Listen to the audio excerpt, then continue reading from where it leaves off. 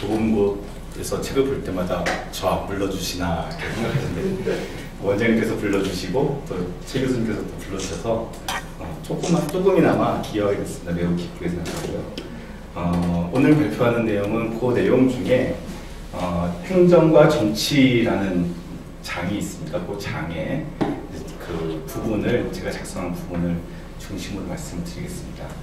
그 말씀을 드리기 전에 그 내용보다 조금 더 많이 발표 내용을 좀 담았습니다.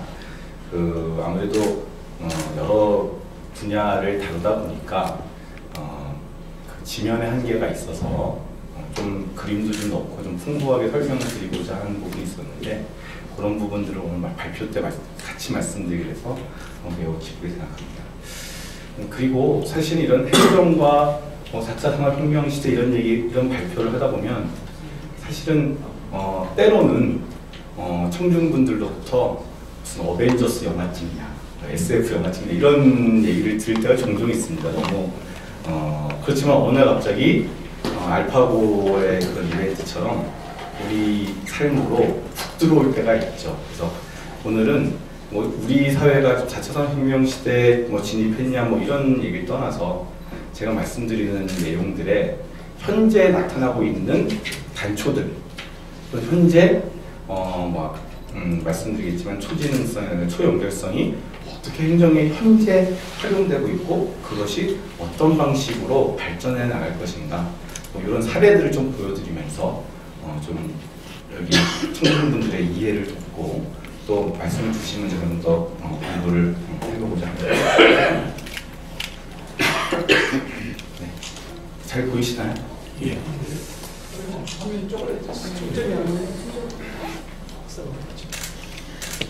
사실은 우리 사회가 학문 분야가 다 좁게 있죠. 그러니까 디파트먼트별로 단과대학별로 나눠져 있고 저희 서울대학도 참 그런 부분들에서 많은 교수님들이 문제의식을 갖고 계십니다. 그런 의미에서 보면 이 문술 리포트가 굉장한 의미가 있습니다. 전체 전 사회적인 범사회적인 다양한 이슈들을 한 번에 서로 연결해가는 어떤 그 연결의 힘을 보여주고 있다고 생각이 듭니다. 그래서 저희들도 공부하는 사람들도 전체를 보면서 제 분야를 더 깊이 파는 이 문술 리포트가 굉장히 큰 도움이 될 것 같습니다. 오늘 내용은 그 문술 리포트에 있는 요 보고서에 있는 내용대로 이렇게 한번 진행을 해보겠습니다. 어떤 4차 산업혁명의 혁신 배경과 시사점을 먼저 말씀을 드리고요. 그 다음에 행정 환경의 변화, 그 다음에 가장 핵심적이게 얘기할 수 있는 초연결성, 초지능성을 활용한 행정 혁신의 사례들. 그리고 이런 것들이 그 자체로 끝나는 것이 아니라 궁극적으로 우리 사회에 어떤 도움이 되는가에 대해서 한번 좀 간단하게 말씀을 드려보겠습니다. 그리고 나서 우리 행정이 정부가 이러한 4차 산업혁명 시대에 대비하기 위해서 어떤 준비를 해야 될 것인가에 대해서 한 두 가지 말씀을 드리고 마치겠습니다. 사실은 기술이 계속적으로 발전하는 것이 가장 중요한 모멘텀이라고 할 수 있죠. 우리 사회에서 사실은 알파고 이세돌 구단과 알파고 간의 대국이 있기 전부터 그런 흐름들이 쭉 있어왔고 그 이벤트가 굉장히 큰 파급 효과를 사회적으로 나타낸 것 같습니다. 그래서 그 이전에는 이제 4차 산업혁명이니 AI니 하면 많은 분들이 아주 먼 미래일 것이라고 했는데 그 이벤트 이후에는 모두가 불안감을 느낄 정도로 이게 현실이면 걸 느끼게 되는 굉장히 큰 이벤트였다고 생각이 듭니다. 사실은 그 이전부터 그런 기술들이 발전해왔죠. 과거의 네트워크라고 하면 사람과 암묵적으로 사람과 사람 간의 관계를 생각했었는데 이제는 사물과 사물 간의 관계를 얘기하게 될 정도로 네트워크가 확장이 되었습니다. 예전에 인터넷을 쓸 때는 95년에 제가 대학원 1학년 들어갈 때 인터넷이라는 게 있대, 떡떡떡이라는 거 있대 이래가지고 제가 국방과학연구원에서 하는 강연에 가서 들었던 기억이 나는데 지금은 이제 인터넷은 누구나 다 써야 되는 생활 필수품처럼 되어 있죠. 또 인공지능이라고 해서 지능이 이제 나타나기 시작하다 보입니다. 예전에 그 혹성 탈출이라든가 SF 영화를 보면 인간들의 가장 두려움이 뭐였습니까? 우리가 알 수 없는 저 우주에 우리보다 더 뛰어난 지능을 가진 무언가가 있을 것이다라는 게 전제 아니었습니까? 그런데 어느 순간인가 그런 외계에 있는 지능이 아니라 우리 주변에 우리가 더 뛰어난 지능을 가진 사람, 가진 그 무엇이 나타나고 있는 겁니다. 인공지능이라고 할 수 있습니다. 사실은 인공지능 이전에는 소위 집단지성이라고 해서 많은 사람들이 작은 아이디어나 작은 경험을 모으면 더 큰 지성을 보인다는 얘기가 있었고 그것이 또 하나의 키워드였었습니다. 사실은 이런 지능의 문제들이 중요하겠고요. 그러면서 이런 네트워크의 발전과 지능의 발전이 사실은 새로운 기계, 로봇이라든지 새로운 서비스, 우버나 우리나라에서 아직 이루어지고 있지 않습니다만 에어비앤비와 같은 새로운 서비스를 등장한다고 하죠. 뭐 이런 기술들이 1차적으로는 이런 기술들이 발전할 때 행정은 어떻게 이런 기술을 통해서 발전해야 하느냐 하는 문제의식이 자연스럽게 등장된다고 볼 수 있겠습니다. 그런데 조금 더 길게 생각하면은 우리의 경험이 전자정부의 경험이 이런 기술의 더 수용력을 높이는 것이라고 생각이 됩니다. 짧게는 2000년 초반부터 길게는 1980년대 초반부터 한국 정부가 세계 어느 나라보다 더 선도적으로 소위 전자정부라고 하는 정보기술을 활용해서 행정을 혁신하는 노력들을 선도적으로 해왔습니다. 그러면서 우리 국민들이나 우리 공무원들이 정보기술을 잘 이용하면 더 좋은 행정을 만들 수 있어. 데이터를 가지고 우리가 좀 더 노력하면 더 기존보다 더 작은 비용으로 더 좋은 효과를 거둘 수 있어요 라는 그런 믿음을 갖게 된 것이죠. 더 크게 생각해보면 우리 국민들이 더 좋은 정부를 만들어보자, 더 효율적인 정부를 만들어보자, 더 역량 있는 정부를 만들어보자 라는 그런 공감대가 꾸준히 밑바탕에 있었기 때문에 사실은 지금 이런 논의를 하고 있다고 생각이 됩니다. 우리뿐만 그런 것이 아닙니다. 이미 영국이라든가 호주, 독일, 미국 등이 제4차 산업혁명 또는 그런 이유로 어떻게 정부를 바꿀 것인가에 대한 아주 활발한 논의를 하고 있습니다. 예를 들면 영국 정부는 2017년 2월 달에 소위 Government Transformation Strategy라고 해서 정부 혁신 전략이죠. 제4차 산업혁명 시대에 정부를, 영국 정부를 어떻게 바꿀 것인가라는 보고서를 이미 제출한 바가 있습니다. 독일 정부도 그렇고 세계 덴마크도 그렇고 세계 여러 나라의 정부들이 이 주제를 가지고 심각하게 고민하고 있습니다. 간단하게 말씀드리면 기존의 정부의 변화는 점증적이었죠. 요 부분 바꾸고 요 부분 바뀌고 요 부분 바꾸고. 근데 영국 정부의 보고서에서는 그렇게 하지 말고 전체적으로 또 그래서 홀리스틱 어프로치, 전체적인 변화를 진행합니다. 또 점진적인 변화가 아니라 빠르고 규모 있게 변화해야 됩니다. 또 부처와 정책 영역을 넘나들어서 변화해야 됩니다. 마지막으로는 공무원들이, 국민과 공무원이 함께 무언가를 공유할 수 있는 플랫폼을 만들어야 된다는 방향으로 변화를 하고 있습니다. 제시하고 있습니다. 사실 우리 정부도 이해 못지 않습니다. 전자정부 또는 정보기술의 활용이라는 측면에서 보면 대한민국 정부 물론 여러 가지 문제가 있습니다만 결코 뒤떨어져 있지 않다고 제가 자신 있게 자부할 수 있습니다. 예로 들면 세계 여러 가지 문제가 있지만 세계적인 평가에서도 좋은 평가를 받고 있고 세계 3위를 했다고 해서 해당 공공기관에서 죄송합니다 3위밖에 못했습니다라고 하는 플래카드를 붙이는 나라가 우리나라입니다. 전자정부만큼은 어찌됐든 우리가 선도국이라는 자부심을 갖고 있는 나라입니다. 이미 우리 행정이 다양한 정보 시스템을 통해서 IT 기반 위에 행정 절차가 이루어지고 있습니다.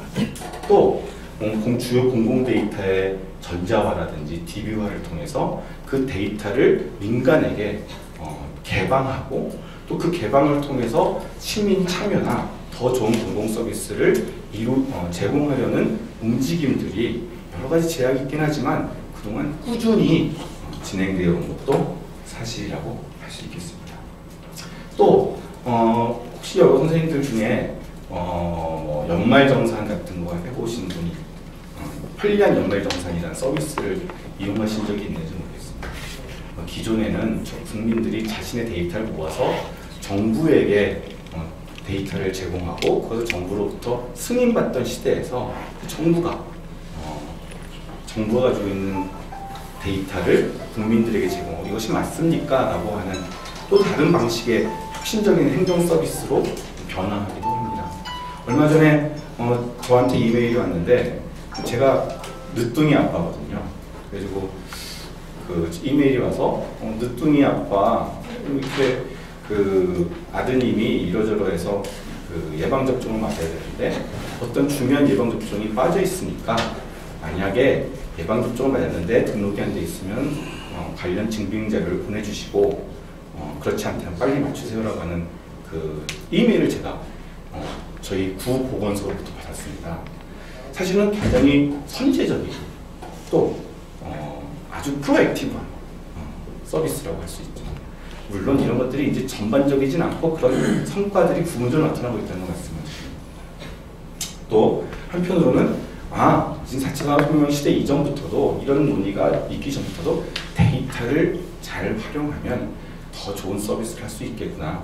전자정부 시스템을 통해 구축되고 축적된 데이터를 어떻게 잘 활용하면 좋겠는가라는 논의가 이미 정부 부문 내에서 활발하게 이루어진 바가 있습니다. 그러나 이런 말씀을 드릴 때마다 다들 그런가 하면 갸우뚱 하시죠. 왜? 이 혁신이 약한 혁신이었기 때문이라고 저는 생각하고 있습니다. 우리가 예전에는 주민등록을 떼려면 어쨌든 구청이나 공공기관을 방문할 수밖에 없었는데 지금은 민원24를 통해서 안방에서 내 프린터로 그런 증빙 공문서를 뗄 수 있는 굉장히 혁신적인 세계도 어느 나라에도 많이 있지 않는 서비스를 받고 있습니다. 그러나 그런 서비스 가지고만은 그런 수준의 서비스만은 현재로서는 약하다는 겁니다. 좀 더 우리는 우리 사회가 더 혁신적으로 더 넓게 더 광범위하게 변화할 수 있는 좀 더 강한 혁신이 필요하다는 겁니다.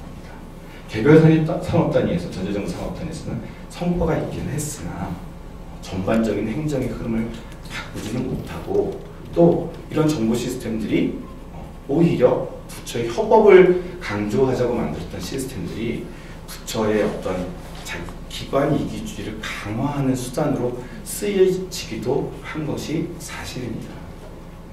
또 정보자원 관리를 잘하자고 했지만 여전히 중복적인 정보자원 투자가 이루어지고 이 기관에서도 같은 정보를 모으고 저 기관에서 같은 정보를 모아서 비효율적인 자원 관리가 이루어진 것도 사실이죠.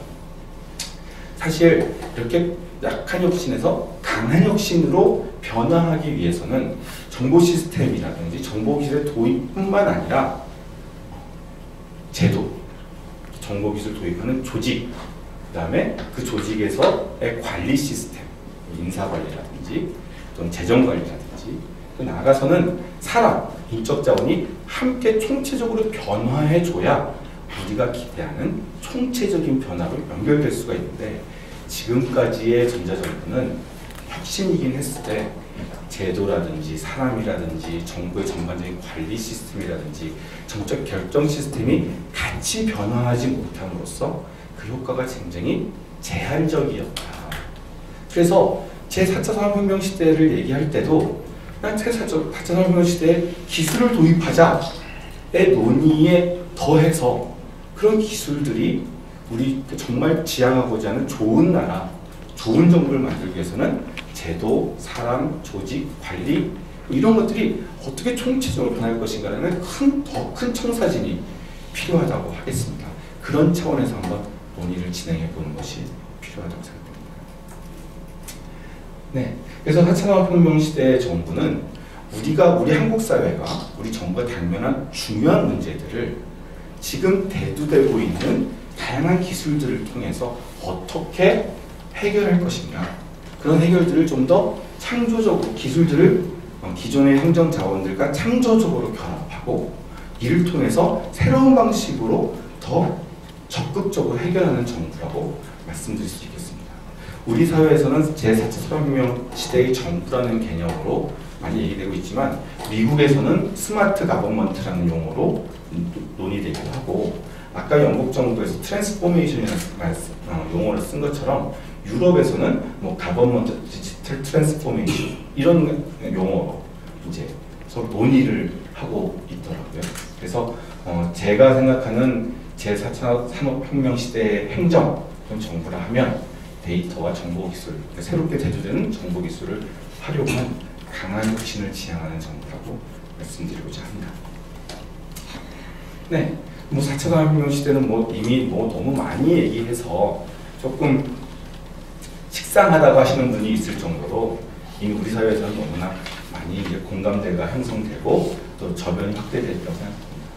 뭐 이런 그림들은 다 한 번쯤 보셨을 것이라 생각되고, 뭐 우리 사회가 뭐 인공지능이라든가 뭐 기계학습 기반의 초지능 사회를 변화할 거다. 사물 인터넷이나 유비쿼터스 인터넷을 기반으로 초연결 사회로 변화할 거다. 이런 이제 전망들이 있는 것이고요. 저는 4차 산업혁명 시대를 얘기할 때 조금 큰 차원에서 얘기를 한번 보자. 예를 들면 제가 좀 강조하는 개념들은 가상세계와 실제 세계가 역동을 하고 있다라는 겁니다. 사실은 뭐 가상세계와 실제 세계의 역동이라는 게 공학적인 개념에서 출발합니다. 스마트 공장처럼 스마트 공장의 핵심이라고 쓰는 가상 물리 시스템, 사이버 피지컬 시스템과 같이 가상세계에서의 어떤 컴퓨팅이나 네트워크가 실제 생산 과정을 모니터링하고 또 통제하고 그것을 통해서 나타났던 어떤 데이터들이 다시 컴퓨팅이나 네트워크를 통해서 데이터가 축적됨으로써 피드백이 되는 거죠. 그래서 또 다른 방식의 데이터를 통해서 그 다음 단계의 가상 생산 단계를 이제 통제하는 그런 시스템. 그래서 사이버 스페이스와 이쪽의 물리 시스템들이 서로 선순환해 가면서 공장의 생산력이 증대되는 시스템을 소위 가상 물리 시스템이라고 얘기를 합니다. 행정에서도 마찬가지입니다. 이와 같은 가상 물리 시스템이 새로운 시민들, 좀 더 스마트한 시민들을 만들어내고 있습니다.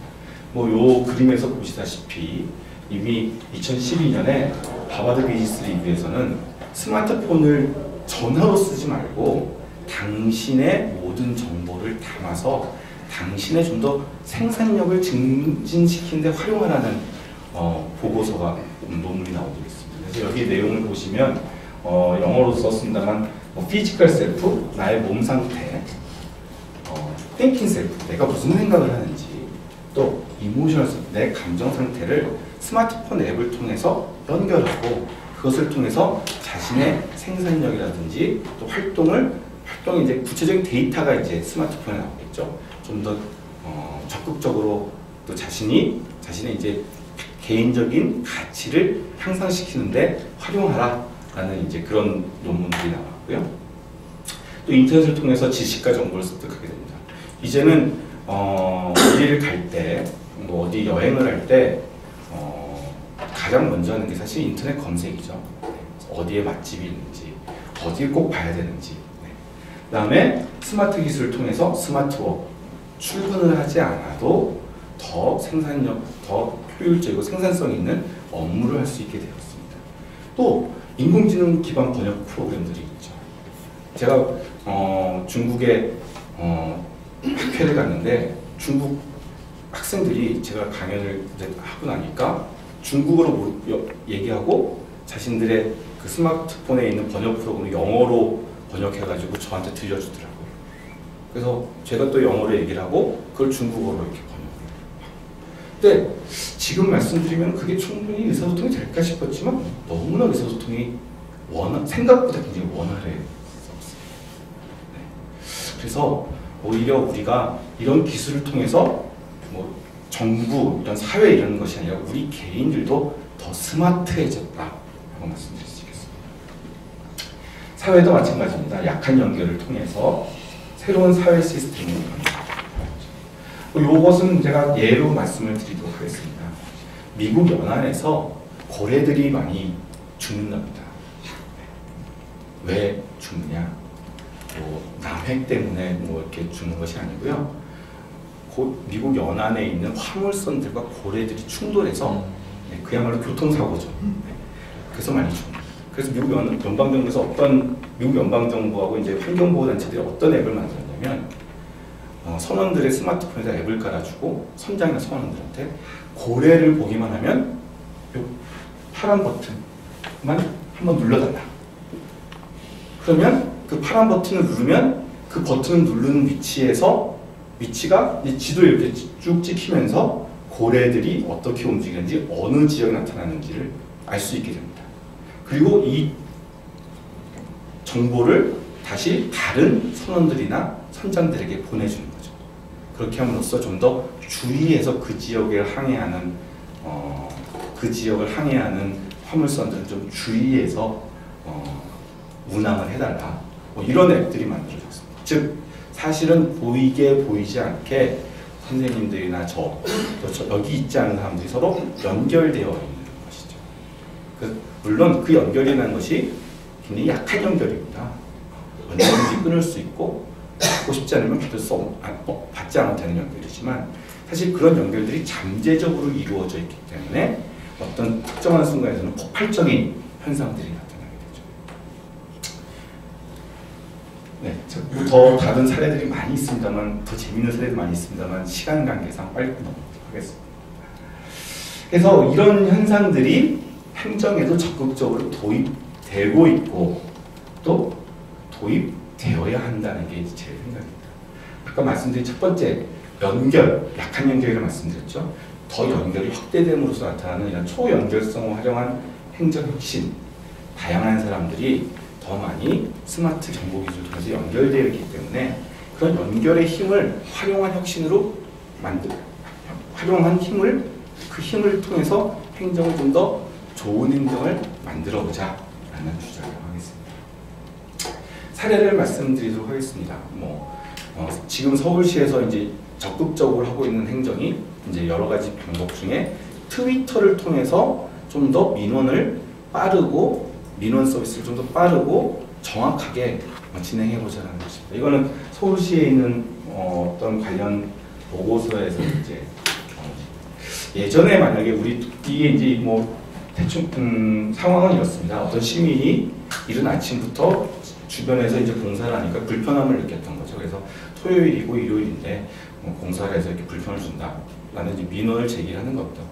예전 같았으면 이런 민원이라는 것이 구청의 민원실에 가서 서식을 만들어가지고 쓰고 민원실 제출하면 소위 얘기하는 관료제의 어떤 그 루트를 통해서 이제 시장까지 구청장까지 갔다가 안 되면 다른 구청에 가서 이첩이 되고 이렇게 해가지고 그래서 굉장히 느리고 또 그 효과도 미미했는데 지금은 이제 바로 어떤 국민들께서 시민들이 바로 시장의 트위터에다가 이제 민원을 제기하는 거죠. 과거와는 달리 굉장히 다른 변화입니다. 이제는 지방자치단체가 우리가 지방자치단체를 할 때 얘기했던 것처럼 직접적으로 시장이나 구청장과 직접 연결을 통해서 자신의 민원을 제시할 수 있는 시대까지 온 것이죠. 그런 툴들을 누구나 다 갖고 있는 겁니다. 그랬더니 다시 트위터를 통해서 동대문구 복지환경국이 담당 관대 곧 연락을 드리겠습니다. 하면서 이런 식으로 응답이 오게 되었고 잘 해결되었다고 하는 겁니다. 사실은 이런 것도 사례의 예입니다. 이건 민원까지는 아니지만 어떤 택시기사분께서 점심 식사를 하시다가 불법 주차를 한 채 점심 식사를 하신 거죠. 그래서 택시기사께서 이게 밥은 먹고 살아야 되지 않겠느냐라는 의미에서 이제 본인의 그 트윗에 박원순 시장의 트윗과 서울시의 이제 응답소라고 하는 서울시 이제 공식 계정에다가 이제 항의성 트윗을 날리고 이제 이런 딱지를 이제 이렇게 사진을 찍어서 이제 트윗을 보내신 거죠. 그랬더니 서울시에서 이제 서울시 응답소에서 여러 가지 불편함을 드려 죄송하거나 정당한 법 집행이었다 이렇게 얘기를 하는 이게 지금 현재 이루어지고 있는 서울시에서 이루어지고 있는 행정입니다. 이런 것들을 이제 네트워크를 분석해 보면 사실 이제 트위터 네트워크를 이제 트위터 간에 이제 어떻게 연결되는가 분석해 보면 택시 기사님을 중심으로 박원순 시장과 서울시의 이제 공식 계정들이 연결되어서 아주 약한 연결이죠. 약한 연결이지만 그 연결을 통해서 시장 그 택시기사님이 민원을 제기하고 그것에 대해서 시장님이 직접 답변하는 건 아닙니다. 시장님은 답변 직접 하지 않고 관련 기관이나 해당 부서에서 이제 유권 해석을 내려서 다시 아주 빠르게 응답을 해주시는 민원 시스템이 이루어지고 있는 것이죠. 사실 이런 것들을 전체로 분석을 해보면 서울시의 민원과 관련된 응답이 이런 형태의 이제 큰 네트워크로 그려질 수가 있습니다. 이제 이런 것들은 저희들이 전문적으로 프로그램을 써가지고 서울시에 있는 네트워크를 서울시 이제 트위터 네트워크를 이제 쭉 분석을 해볼 수가 있거든요. 분석을 해보면 여기서 이제 박원순 시장의 계정은 한편으로는 박원순 시장을 중심으로 하는 이제 그룹들의 허브로서의 역할을 하면서도 서로 다른 그룹들을 연결해주고 이어주는, 여기 보시면 몇 가지의 그룹들이 보이죠. 이런 그룹들을 연결해서 이쪽의 의견을 박 시장님 본인의 의사와는 무관하게 또는 박 시장님이 의도하시면서 이런 식으로 다른 기관, 다른 사람에게, 다른 그룹에 전달하고 또 다른 그룹의 의견을 또 다시 또 다른 그룹들에게 연결해주는, 소위 얘기하는 한편으로는 허브, 저랑 모이고 또 한편으로는 다른 그룹들을 연결해주는 다리의 역할, 브릿징의 역할을 하고 있는 것이죠. 뭐 그래서 예를 들면 이런 분석을 해보면 이제 서로 다른 그룹들 간에 서로 의견이 교환되는 비율이 상당히 높더라. 물론 뭐 어떤 때는 이렇게 양극화된 네트워크가 나타나기도 하긴 합니다만 전반적으로는 행정과 관련된 네트워크는 서로 다른 그룹들이 약한 연결을 통해서 서로 다른 그룹들이 연결되는 형태로 이제 네트워크가 나타나는 것을 발견할 수 있었습니다. 그리고 이런 의미에서 보면 트위터가 여러 가지 정치적인 부작용도 있고 또 의도하지 않은 결과도 나타나긴 하지만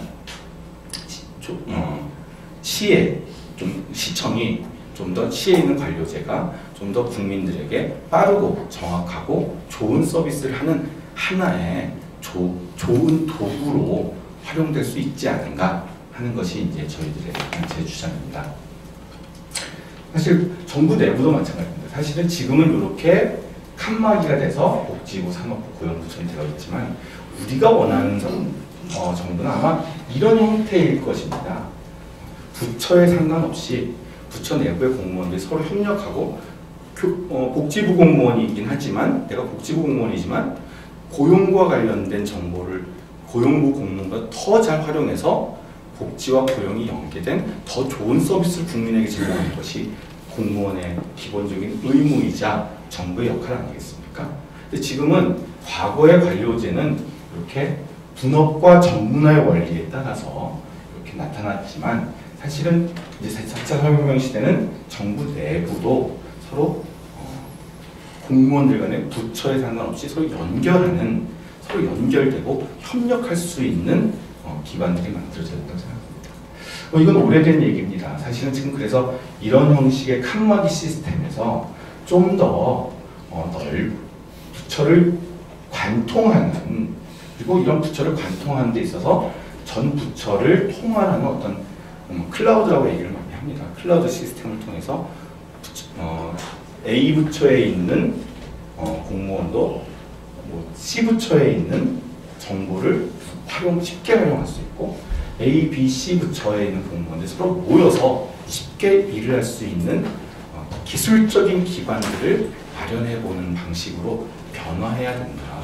그것이 이미 가능하고 제4차 산업혁명 시대라면 더욱더 가능해질 것이다. 이것들을 통해서 우리가 적극적으로 한번 활용해보자 라고 하는 주장입니다. 네, 초지능성 마찬가지입니다.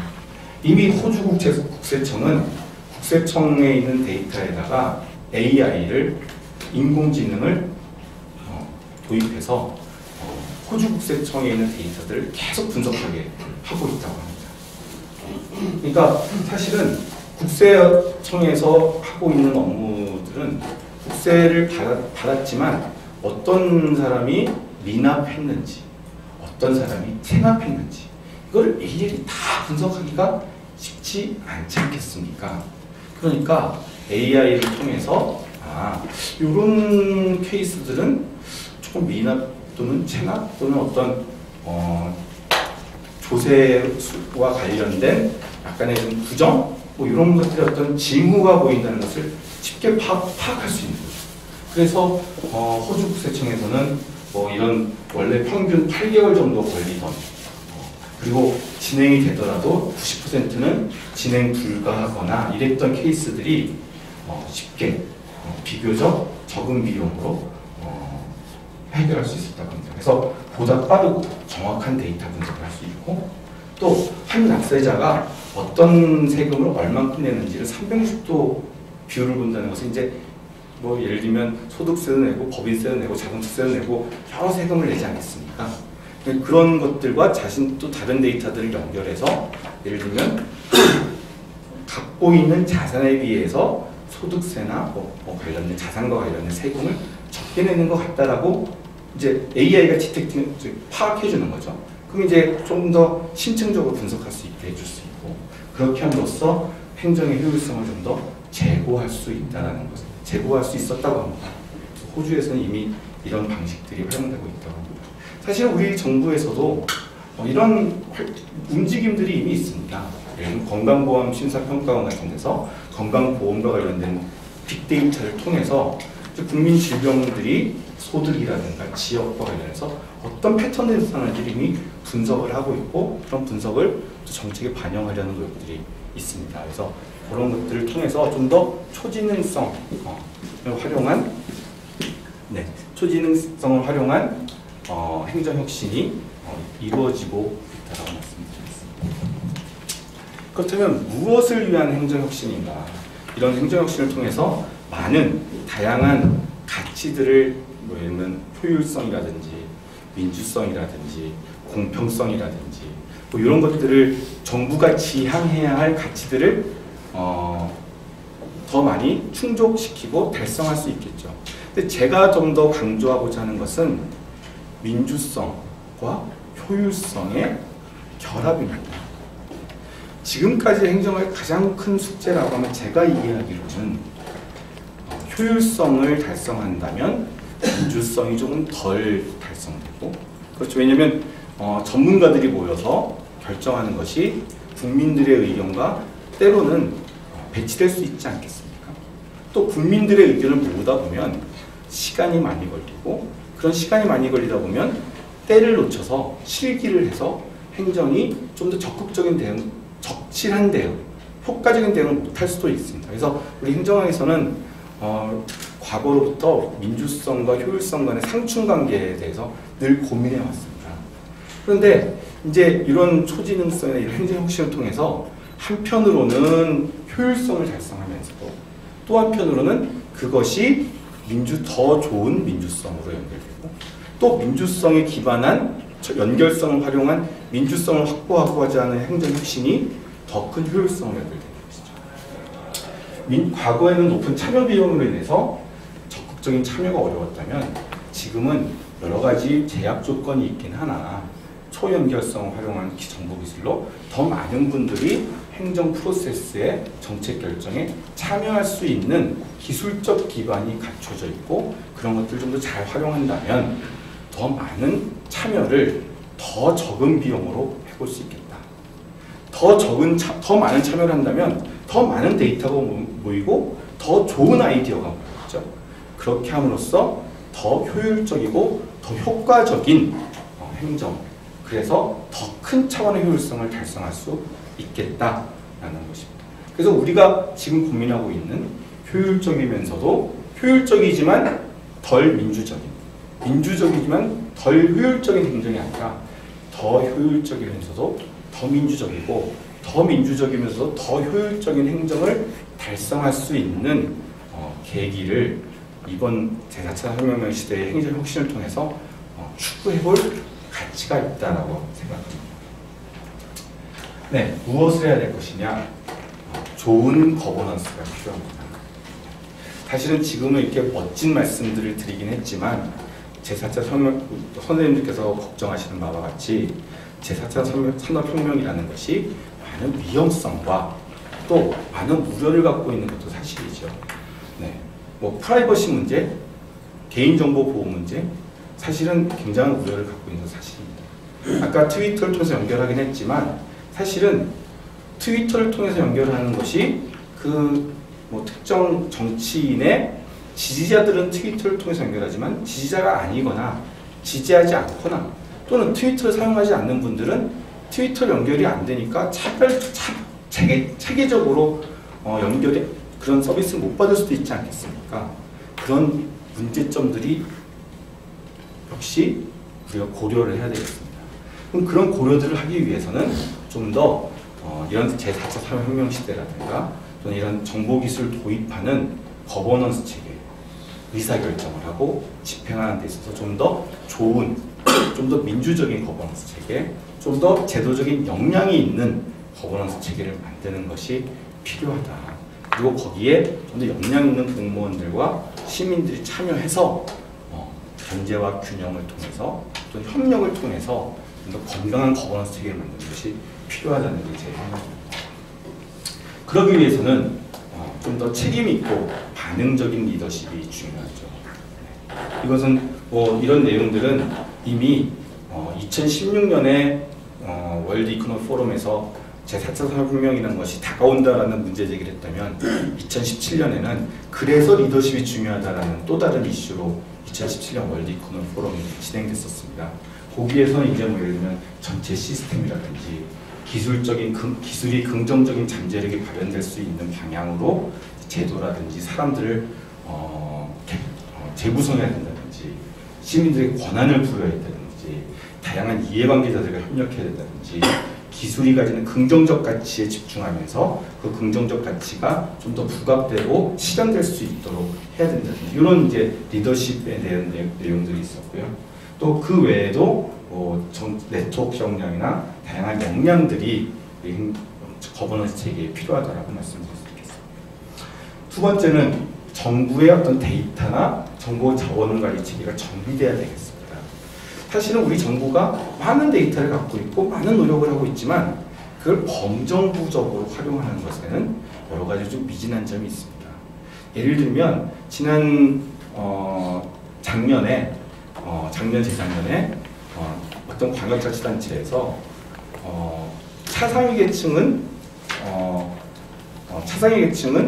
그 전기료나 가스료를 일정 부분 감액해주는 제도가 지금 시행되어 있습니다. 근데 그 시행률에서 수혜받는 분들이 굉장히 적었답니다. 왜? 아무런 공무원들이 성실히 일하지 않아서도 아니고 무슨 이념적인 것도 아닙니다.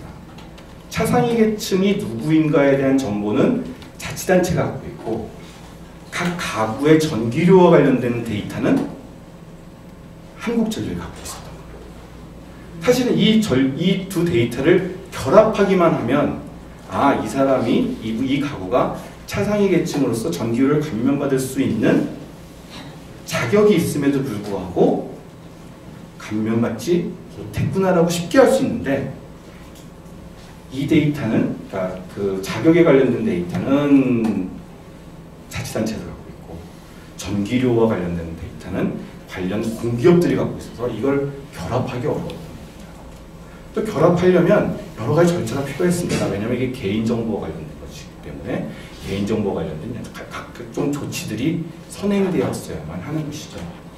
사실은 이런 부분들이 좀 극복될 필요가 있다. 이런 부분들이 좀 극복되면 당장에라도 많은 분들이 당장 받을 수 있으나 이런 이유로 받지 못했던 정부의 서비스들을 좀 더 받을 수 있고 또 더 가치 있는 서비스를 창출하는 데 도움이 될 수 있을 것 같다는 겁니다. 그런 의미에서 보면 정부가 이미 가지고 있는 데이터를 효과적으로 사용함으로써 더 바람직한 정책, 더 좋은 행정 서비스를 만들 수 있다고 생각됩니다.